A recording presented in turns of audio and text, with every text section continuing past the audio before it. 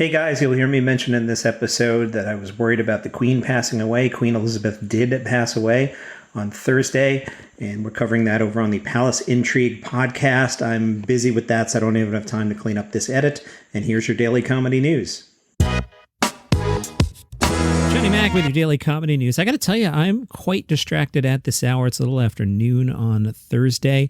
And as I mentioned on this podcast, I'm the writer for Palace Intrigue. We talk about the royal family. And when you do that every day and you wake up and you hear the Queen's not doing well at this hour, I'm quite distracted. Let me summon up my comedy voice here. Jimmy Kimmel called Donald Trump the worst ex ever and said after 4 years of putting up with his nonsense, we finally throw him out of the house and he takes 40 boxes of her stuff.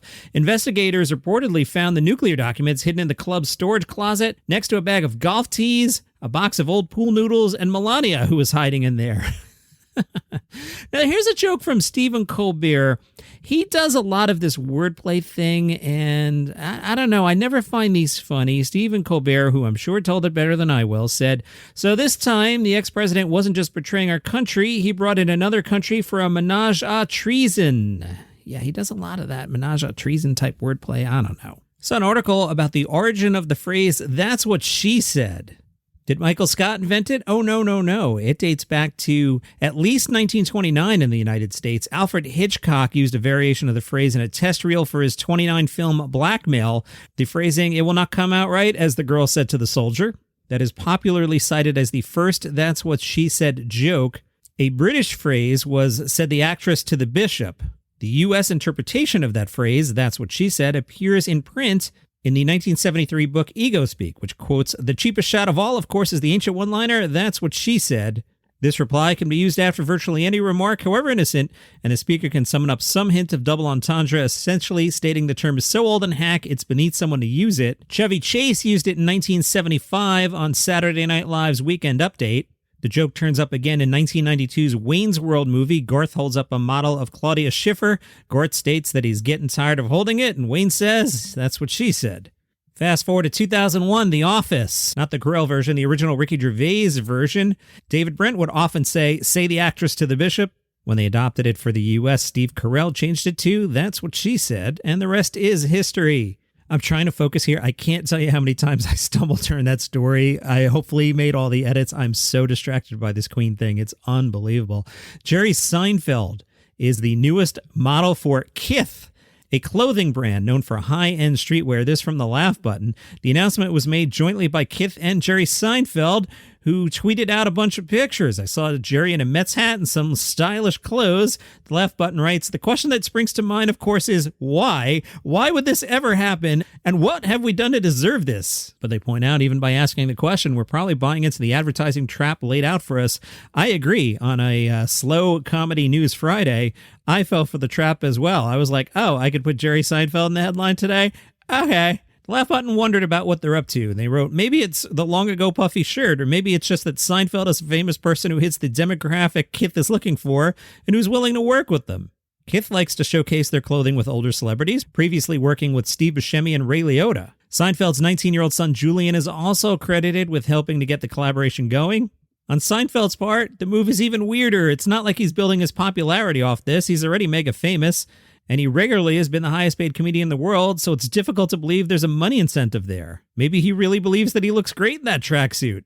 The New York Times did a long article about Weird Al and Daniel Radcliffe. Radcliffe plays Weird Al in the movie, and that confused some people. During the making of the new movie Weird, the Al Yankovic Story, crew members would call for Weird Al.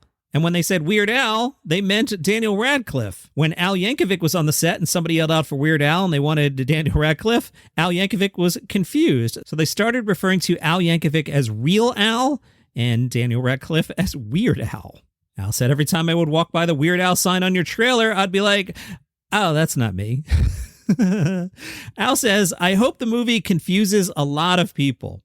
We want to lead them down a path and think, is this a real biopic? Is this the real story? The movie starts out pretty normal, then it progressively goes way off the rails.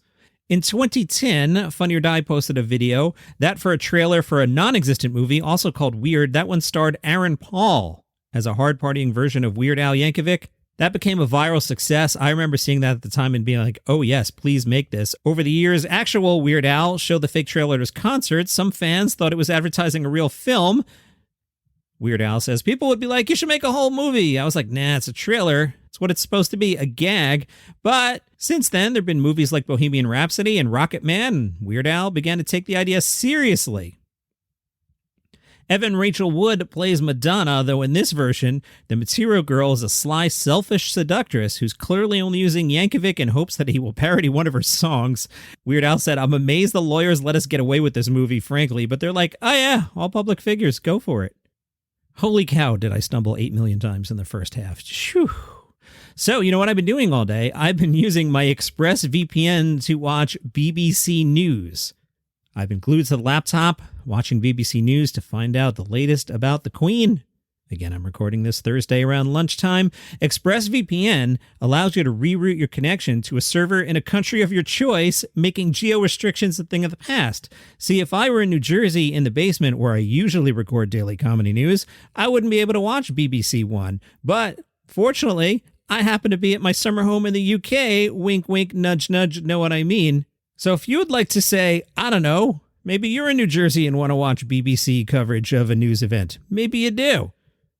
Go to the link in the show notes. Find out how you can get an additional 3 months of ExpressVPN for free through the special offer. When you sign up for a 1-year package, you're going to go to expressvpn.com/DCN, get 3 extra months free with a 12-month plan, a limited time offer for daily comedy news listeners, expressvpn.com/DCN, because you never know when you want to stare at BBC News all day.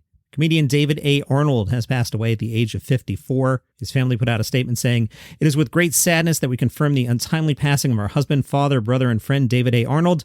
David passed away peacefully in his home, and doctors have ruled the cause of death due to natural causes. Please keep our family in prayer and respect our privacy at this time, as we are all shocked and devastated by the loss." David A. Arnold was 54. He has 2 specials on Netflix. The most recent one, It Ain't For the Weak, was released on July 20th of this year. Vulture put out their annual list of comics to watch, a very strong list which you should pay attention to. I've been sharing one of these every day. Dylan Adler. Vulture says he does backflips around everybody else who does musical comedy. Wow. When he performs a creepy, perfect parody of Lin-Manuel Miranda, I've seen those online. They are fantastic. Or does a musical number about what he thinks football is. He confidently gestures to whoever's working the booth and tells them to play the track, Daddy, or hit it, Father. He'll punctuate a non sequitur about dating or his family or both. Quote, one time at a family gathering, I made a joke about the sexual tension between my twin brother and me, and it bombed. He punctuates such jokes with a big ecstatic scissor kick or a jumping jack. He's releasing an album of his comedy special titled Rape Victims Are Horny Too with Kelly Bachman. If you can't go see him live, Adler was a standout ensemble member of TikTok's first live sketch comedy show, Stapleview. And that is your comedy news for today. Normal episodes, at least tomorrow. I know I recorded that one already, and my plan is for a normal episode on Sunday as well. Follow the show for free on Apple Podcasts, Spotify. Sorry, I'm a little off my game today. See you tomorrow.